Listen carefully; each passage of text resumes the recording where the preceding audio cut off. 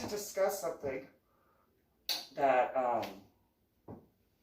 I have discussed before in brief with certain individuals, very rarely though,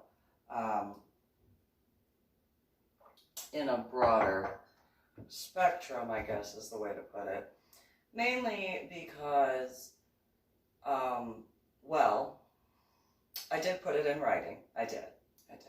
And I did do some brief videos on this. However, the aspects in which very few individuals understood, I think it's extremely important for this understanding. Now, while I did complete a few journal blog entries for my website, go there, SusanMeeLing.com. I'll have the link in the information portion. I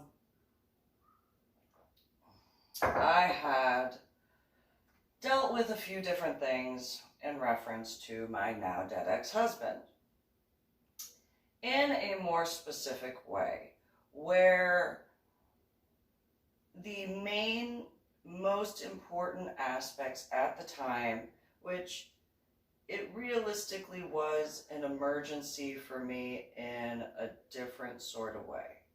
I'm going to preface that before going into the different aspects. So while I had, obviously the main concern for me at the time was making sure my son and my daughter were able to get the memorial service in reference to their biological father, I knew that the other aspects in reference to what occurred briefly before he had actually signed the paperwork, as well as the aspects which towards the end, just before, essentially, well, it was after the memorial service, in reference to the Bronze Star. Those were important. The Bronze Star was important to take care of immediately at that point in time. However, the point that in the reference of the civilian sector, when it comes to my ex-sisters-in-law, when it comes to my, by technicalities, nieces, but nonetheless ex-in-laws. Not that I didn't care when I was involved with the family. On the contrary, I actually cared very much, despite what some of them might have been told by their mothers. However, in regards to the aspects which the Chief Warrant Officer 3 and I had discussed, the least important aspect at that time, not that it wasn't important, but at the time in an overall look at the emergency situation, realistically, the least important thing for me to do was to explain anything to anyone in my ex-in-law aspect beyond what I was doing to get them the answers that I promised to Grandpa Nichols, who was a veteran. He passed later, but also the memorial service and all that. Now, I did briefly go over the aspects with my ex-sisters-in-law, Mary Evangelina Nichols Osteen, as well as Susie Marie Nichols Lopez, in reference to what the Chief Warrant Officer 3 had discussed and that they were informed of in regards to the 3 Purple Hearts that were pinned on their dead brother's dress blues that were not awarded to him ever. At all. For a very important aspect of that, if he had actually earned the Purple Heart, the medals would have been on his tombstone. But instead, the only award that was put on his tombstone was the Bronze Star that was given posthumously. Most military guys, especially in a veteran cemetery, are going to have the mark of however many Purple Hearts they earned. He did not have a single mark on there. They were explained that he did not earn 1 Purple Heart. He did not earn the 2 oak leaf clusters, and he did not earn the 3rd, or technically the 4th one that he was attempting to get from when he was stationed in Iraq, before he was injured and subsequently wound up at Fort Sam Houston in the Warrior Transition Unit. And so, while I did explain that after the Chief Warrant Officer 3 and talking with him because of how they had reacted, I had also explained that when I told them that I had returned the Bronze Star to the colonel who was stationed in Iraq, that was the commander, and his 2 men, or males, but nonetheless, when returning to the United States of America, when I spoke with them in the 2-star general's office, I explained it in full to Susie Marie Nichols Lopez in person. She asked multiple questions, threw a temper tantrum, refused to give me the Bronze Star that they had been given. Susie Marie Nichols Lopez had actually told me that she had felt she earned the Bronze Star. And I looked at her and I said, "Did you sign the dotted line?" She said, "No." "So you didn't sign the dotted line. That award is only awarded to soldiers. You are not, nor have you ever been a soldier." And she said, "Yeah, okay, then why would you think that because you were given it via after, that you deserved it, that you earned it?" And she said, "Well, because, he died and we're family." And then I reiterated why I gave the Bronze Star to the colonel who was the commander in Iraq in front of his 2 aides, and explained it to the 2-star general in his office after returning it.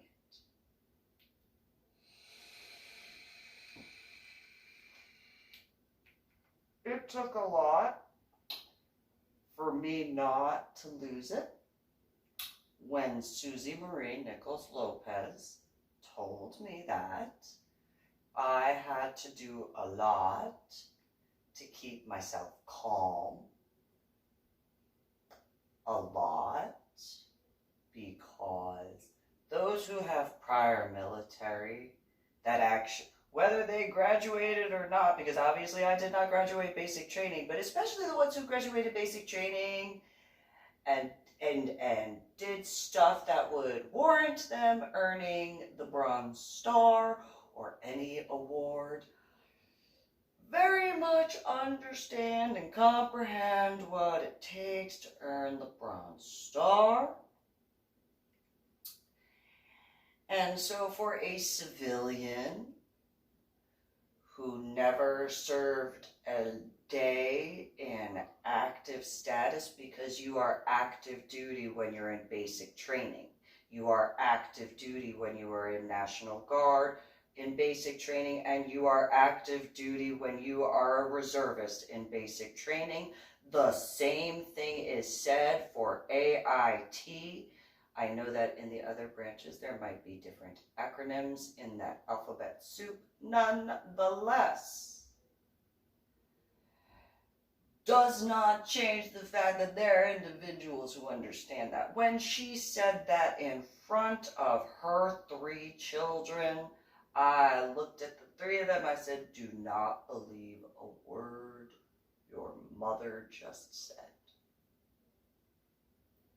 she did not earn the Bronze Star just because she feels entitled to so many things that she is not entitled to. Do not believe her. I know she's your mom, but there will be a moment where that clarity hits. And while you might be upset with me for various aspects, there will be a day where your eyes will open and you will realize everything I told you wasn't truth, and your mother had lied to you however many times she did. You are going to remember this hallway. You are going to remember the bookshelves right here that your biological mother, Susie Marie Nichols Lopez, is standing next to with the different, you're not going to remember every single one of the little angel knickknacks, but you're going to remember enough. You're going to remember the color of the wood of this wall. You're going to remember some of the pictures. And you are going to remember what your mother is wearing. And you're probably not going to remember what I'm wearing, but you're going to remember my hair. Nonetheless, do not believe that she actually earned the Bronze Star, because she did not. And Susie Marie Nichols Lopez threw a tantrum. When I spoke with Mary Evangelina Nichols Osteen, both at her dad's funeral as well as in my house in Carrollton, Texas, as well as in Macon, Georgia, when David was stationed at Warner Robins Air Force Base. It's kind of funny that my now ex-boyfriend, Jesse Leroy Hoover Jr., said that his friend who was in the Air Force as a navigation pilot, last name was Werner. That being said, just a weird little coinky-dink.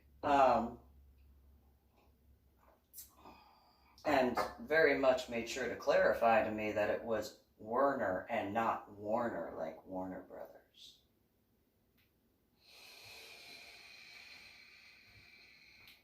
When I had explained that to Mary Evangelina Nichols Osteen, those times she was infuriated that I returned the Bronze Star.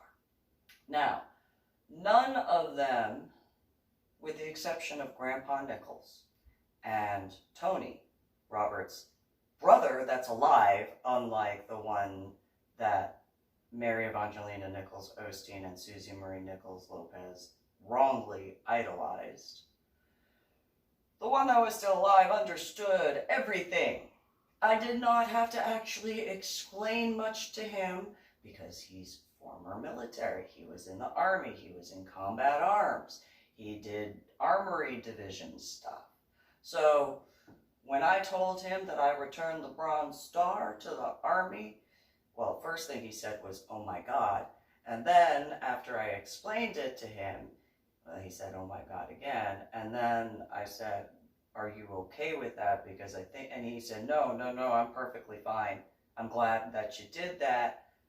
You've been dealing with Susie and Mary, haven't you? Yes, I have. He knew, obviously. So this is where my apology in a broader spectrum comes into aspect, because had I'm not going to apologize for focusing on getting the guys in warrior transition units squared away. I'm not going to apologize for that. I'm also not going to apologize for returning the Bronze Star to the United States of America's Armed Forces, specifically the commander who was in Iraq at the time, in front of his two soldiers. I also am not going to apologize for going up the chain of command as respectfully as possible to make sure not only were my children squared away, meaning my son and my daughter, but also making sure that every soldier, didn't matter what rank they were, whether they had just graduated basic training or AIT, all the way up to the tippy top 5-star general rank, was squared away and able to know and be able to actually put stuff together for themselves to make sure. I'm also not going to apologize to any of their dependents, whether spouses or children, nor their families or friends, for being able to give that awareness to them. I'm not going to apologize for that. What I am going to apologize for is the fact that I didn't say anything about the meat tags that my now dead ex-husband put into his flesh, with the exception of when I yelled at him when he first showed me. I am going to apologize for the fact that the only person I realistically spoke with about that at that time was Grandpa Nichols. And then when Grandpa Nichols ordered, when he was alive, his son into the room, and Robert lifted his shirt, Grandpa Nichols, those who had been in Grandpa Nichols' basic training when he was a drill sergeant, as well as his children, but especially Tony, know exactly how that chewing out occurred. Those who do not know what type of drill sergeant Grandpa Nichols was when he was a volunteer drill sergeant for 6 years, the closest reference I can give is ask a Marine Corps drill sergeant to show you, and that Marine Corps drill sergeant will be fluffy in comparison, because Robert was his son, in comparison to just some random person getting chewed out. And I will say, the sadist in me just stood there. I was like, you get him, Grandpa Nichols, you tell him. I chewed him out. But I'm glad you're going into him and ripping him a new one. Thank you. And it didn't matter. Robert obviously chose not to black out those 4 meat tags, or at least, at minimum, 3 of them. For those who don't know what meat tags are dog tag tattooed into your flesh with the dog tag information. My dead ex-husband, when he was alive, after the final separation, got 4 meat tags, 1 with his information, 3 with 3 other people's information, none of them with a death date. Where if it was in a memorial way, the way he claimed when he told me, that would have had a death date instead of just the birth date. So my apologies, and they are sincere, are in reference to apologizing for not bringing that up sooner,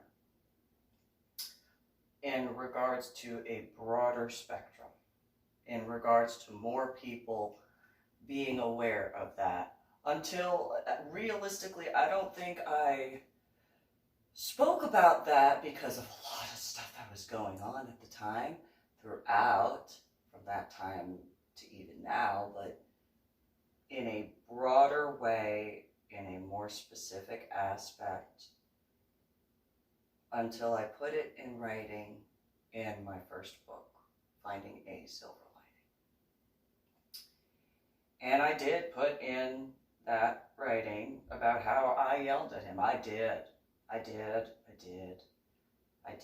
yelled at him. And people who have seen me rip into somebody or heard me know that that was not pretty words at all. Not at all. We were nose to nose when I was yelling at him. That being said, my apologies are in reference to the various individuals who have honorably served in the military during their different times and courses, despite however they were discharged, because they know what it takes to earn a Bronze Star, but also because they know exactly what meat tags are. They know if they're alive right now, definitely know the damages that could have been done that I yelled at him about when he was alive overseas, but also know and understand the damages that could have been done in reference to the civilian sector. Now, while I did not realize that stolen valor was a thing, which is wrong, obviously,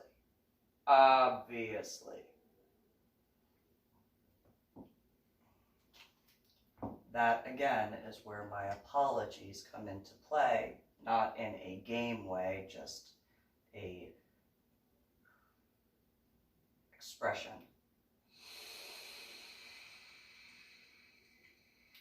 Because I would have, at the time everything was going on, I figured CID already knew about the meat tags. I figured the autopsy coroner knew about the meat tags. I figured whoever had seen him during training exercises had seen the meat tags. I figured when he was overseas, there were people who saw the meat tags. I figured before he actually went overseas, people in the chain of command already knew about those meat tags. And in turn, though he admitted that he had told Susie Marie Nichols about the meat tags, I did not put that together in that equation until more recently. And that is where my apologies are. Because I genuinely, maybe ignorantly, thought that it would be better understood, and obviously, you know, it was only one time in regards to the Bronze Star discussion with Susie Marie Nichols Lopez, and only the 3 different ones with Mary Evangelina Nichols Osteen, but I have memory issues. So I know that it is technically that something is wrong in the regards of my head injury after effects from Palm Sunday in 2000. It does take a bit for me to remember, especially if a lot of stuff is going on at the exact same time. So it is what it is with the repetitive aspect. Point being, I do not agree with stolen valor. My actions prove that. I've never once claimed to have graduated basic training. I've never once claimed to have been stationed anywhere that I wasn't stationed. I just don't take credit for things that I didn't do. That's just the way I am. Though I will say there was one male I spoke with who refused to speak with me after I told him that I chose logistics because that meant I was not able to be on the front line, but as close to the front line as I could be, and he refused to listen to me. He refused after that. He was just like, I don't ever want to speak to you again. And I was like, all right, fine. Whatever. It's the truth, though, because you have to be able to get stuff taken care of. I mean, you're not directly on the front line in logistics, but you're in hot zones, without a doubt.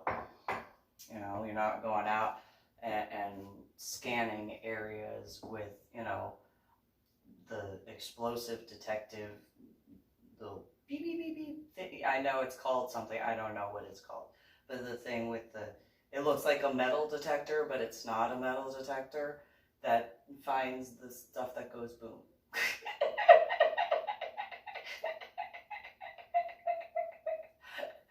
And so that pretty much right there proves, number one, I can't tell a lie to begin with, but in order to be able to lie, I would guesstimate you'd actually have to be able to give examples and in a way that has the words that you actually would know if you were in that job. And obviously the thing with the do-do-do-do-do to find the stuff that goes boom, to not, you know, have the stuff go boom is probably not the way the military puts it.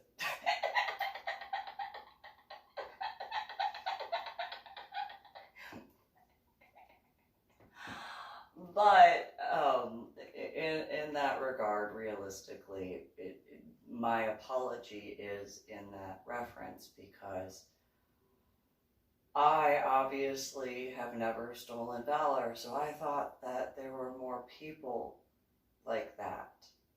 I mean, obviously, like, honorable guys don't do that, and not being sexist in that terminology. It's East Coast term. But in the way of, I have never taken credit for something I didn't do. And so, with such, though I have been having to not be able to do my Medal of Honor art project recently because of finding out about a few different aspects and having to inform law enforcement, military guys of that, if anybody ever looked at my website and wrongly thought that I claimed what those guys were doing as my own, no. Like, I even put explanations on my website that I was being respectful, and it was an art project to honor those guys, as well as their families and the different branches. And so, I never once stole valor, but I did start my Medal of Honor art project to be respectful, not just of those who earned the Medal of Honor, which is the top award. There is no military award above the Medal of Honor. And so for the ones that I call the cherubim ones, who decided to cause problems for such, probably because they thought that they were some special snowflake, thinking that they deserved whatever, similarly to Susie Marie Nichols Lopez, along with the aspects of, not realizing I had been stalked and harassed. Obviously, those who have actually spoken with me and know me in a truthful way, I have never once taken credit for what those guys did.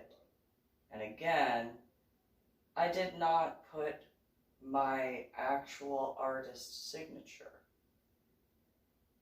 on and when I say artist signature, I mean writing my name, Susan MeeLing, my artist's name, Susan MeeLing, in, the standard traditional artist way. Now, I will also add, when it comes to my paintings, the ones that I did while completing my Medal of Honor art project, I only signed the back because of the way I set up my paintings. I had done that because the way I made my paintings, they were not meant to look at in only one direction, and if I had signed my name in the traditional artist way, that would detract from the intention of the way I made my paintings. Might sound weird to some, that's just the way I am. And so, returning to the point of my Medal of Honor art project, as well as not stealing valor and the Bronze Star aspect, I guess they must be watching a funny show over there. Although I'm fairly certain we're still under quarantine, the 7th of April 2020, so why there are so many people in that apartment at 7:36, I don't know. But I've still yet to hear them turn their shower on. And I have insomnia, although I've actually been able to sleep a little bit better since getting back to the state of Texas, because, not being electrocuted to the same degree as I was in Washington State, comparatively. But I did want to make this little video because I obviously don't believe in stealing valor. So if that was a misconstrued or misunderstood aspect, I wanted to clarify that. Thank you.